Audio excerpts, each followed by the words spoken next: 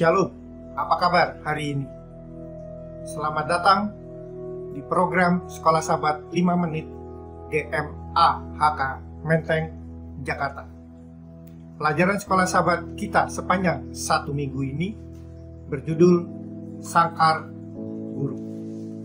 Ayat hafalannya diambil dari 1 Petrus 1 ayat 6 yang berbunyi, "Bergembiralah akan hal itu, sekalipun sekarang ini kamu seketika harus berduka cita oleh berbagai-bagai pencobaan." Seumpamanya burung, itu adalah kita, dan sang pemilik adalah Tuhan. Sebagaimana Allah akan berbuat kepada anak-anaknya yang mempunyai seluruh nyanyian yang akan diajarkan kepada kita.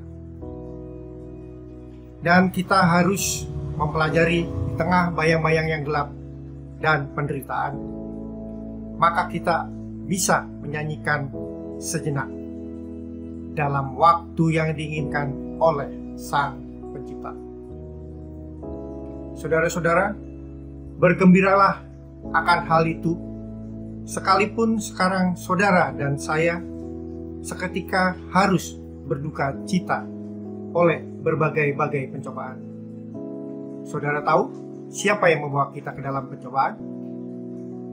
Ya, benar, dia adalah setan. Mungkin Tuhan membimbing manusia ke dalam cawan lebur, di mana manusia mengalami kebingungan dan sakit seperti burung tersebut. Tetapi Allah sendiri secara aktif mengambil bagian dalam membimbing kita dalam cawan lebur tersebut agar kita lepas dari penderitaan dan sakit hati. Saudara-saudara yang terkasih, dalam kesukaran, dalam kegelapan, Tuhan membimbing kita. Pikirkanlah hal itu. Kita masuk di hari Minggu ke tanah perjanjian melalui jalan buntu, di mana ayat intinya diambil dari Keluaran 14 ayat 10 yang berbunyi, "Ketika Fir'aun dekat, orang Israel menoleh, maka tampaklah orang Mesir bergerak menyusul mereka. Lalu sangat ketakutanlah orang Israel, dan mereka berseru-seru kepada Tuhan." Saudara-saudara, bangsa Israel begitu ketakutan saat mereka menoleh ke belakang, karena tentara Mesir hampir mengejar mereka. Bangsa Israel mengalami jalan buntu. Di depan mereka adalah laut. Gunung-gunung berada di kedua sisi, dan di belakang mereka adalah tentara Mesir. Saudara-saudara, jalan buntu kadang membawa kita dalam sukacita, tetapi kenyataannya membawa kita dalam kesukaran dan penderitaan.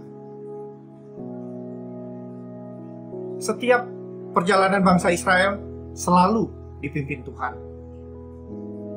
baik siang dengan tiang awan dan malam dengan tiang api. Dan kadang membingungkan, Tuhan membawa mereka ke dalam atau ke jalan buntu, di mana tentara Israel siap untuk menghabisi mereka. Di sini Tuhan ingin memperlihatkan kemuliaan di hadapan bangsa Israel dan tentara Mesir. Tuhan ingin bangsa Israel percaya kepadanya dan menginginkan perjalanan yang buruk, atau dalam hal ini bisa menjadi perjalanan yang buruk juga di dalam kehidupan kita, dan dengan pelatihan membawa manusia ke tempat untuk menguji hati secara alami. dalam pimpinan Tuhan, di dalam perjalanan penyeberangan Laut Merah, bangsa Israel diajar atau belajar takut dan diajar percaya kepada Tuhan atas tuntunannya, melepaskan mereka dari kegelapan dan jalan buntu. Kita memasuki hari yang berikut, yaitu hari Senin, tanggal 11, dengan judul Air Pahit. Ayat intinya diambil dari Keluaran 17 ayat 1. Kemudian berangkatlah segenap jemaah Israel dari padang gurun Sin, berjalan dari tempat persinggahan ke tempat persinggahan, sesuai dengan titah Tuhan. Lalu berkemahlah mereka di Rafidim, tetapi di sana tidak ada air untuk diminum bangsa itu. Manusia sangat membutuhkan air, karena air memberikan kehidupan kepada manusia. Dan di mana tubuh manusia 70% terdiri dari air. Demikian juga bangsa Israel sangat membutuhkan air dalam perjalanan mereka di padang gurun yang kering dan panas. Tetapi Tuhan justru membawa mereka ke padang gurun yang tidak ada airnya. Kemudian mereka dibawa ke satu tempat, yaitu Mara, yang dimana airnya tidak dapat diminum. Mereka mencicipi air tersebut, langsung dimuntahkan. Mereka bersungut-sungut kepada Musa, seperti yang tertulis dalam Keluaran 15 ayat 24. Tuhan menjawab akan persungutan mereka dengan menyuruh Musa untuk melemparkan sebatang kayu ke dalam air tersebut, maka air tersebut berubah menjadi manis. Yang tertulis di dalam Keluaran 15 ayat 25. Demikian juga di dalam Keluaran 17 ayat 5-6. Tuhan meminta Musa untuk mengeluarkan air dari batu dengan tongkat yang diberikan saat bangsa Israel menyeberang ke Laut Merah. Saudara-saudara kekasih, saat kita akan melakukan yang kelihatan mustahil bagi kita, Tuhan dapat lakukan hal itu. Untuk itu, mari kita gunakan setiap talenta, waktu untuk datang kepada Tuhan, maka Tuhan akan menuntun kita mengerjakannya. Di dalam pelajaran hari Selasa, tanggal 12, dengan judul Pertentangan Besar di Padang Gurun, ayat intinya diambil dari Lukas 4 ayat 1 dan 2. Demikian bunyinya. Yesus yang penuh dengan Roh Kudus kembali dari Sungai Yordan, lalu dibawa oleh Roh Kudus ke padang gurun. Di situ ia tinggal 40 hari lamanya dan dicobai iblis. Yesus menjalani kehidupan awal dari pelayanannya dengan cobaan daripada iblis.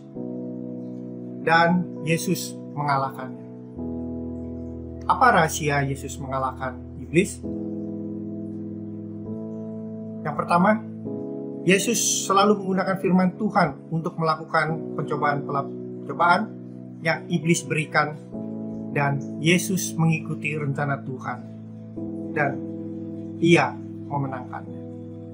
Yang kedua, rencana Tuhan diikuti oleh Yesus dan atas dirinya dan mengizinkan dirinya untuk tetap berada di dalam atau bersama dengan Roh Kudus. Yesus tidak putus asa ketika mengalami pencobaan, dan ia selalu berdoa kepada Tuhan. Saudara-saudara yang kekasih dalam Yesus Kristus, pekabaran dalam Lukas 4, Roh Kudus membawa manusia ke saat ujian yang melihatkan manusia berhadapan dengan godaan setan. Ketika kita di dalam pencobaan, Tuhan tetap bersama dengan kita untuk kebaikan manusia, agar manusia berserah kepada Tuhan. Acap kali apabila di tempat dalam sesuatu keadaan yang sulit, kita bimbang apakah kita telah dipimpin oleh Roh Kudus. Tetapi Roh itulah yang membawa Yesus mendahulu ke padang gurun belantara untuk dicobai setan. Bila Allah membawa kita ke dalam ujian, Ia mempunyai sesuatu maksud yang hendak dilaksanakannya untuk kebaikan kita. Yesus tidak takabur dalam segala janji Allah oleh pergi tanpa disuruh ke padang belantara. Tidaklah pula ia putus asa ketika penggodaan datang kepadanya. Demikian juga halnya dengan kita. Ditulis oleh Ellen G. White, Alpha dan Omega, jilid 5 halaman 123. Saudara-saudara yang kekasih, kabar baiknya adalah karena Yesus penanggung dosa kita, karena Dia membayar hukuman atas kegagalan kita untuk menanggung pencobaan itu, karena Dia telah membawa sebuah cawan lebur yang lebih buruk daripada yang pernah kita hadapi. Kita tidak dibuang atau ditinggalkan oleh Allah. Ada harapan bahwa untuk orang yang paling berdosa, terdapat dalam 1 Timotius 1 ayat 15. Demikianlah pelajaran sekolah sahabat yang saya dapat sampaikan. Sekolah sahabat yang bersahabat, bersemangat, semua terlibat, jangan terlambat. Tuhan memberkati.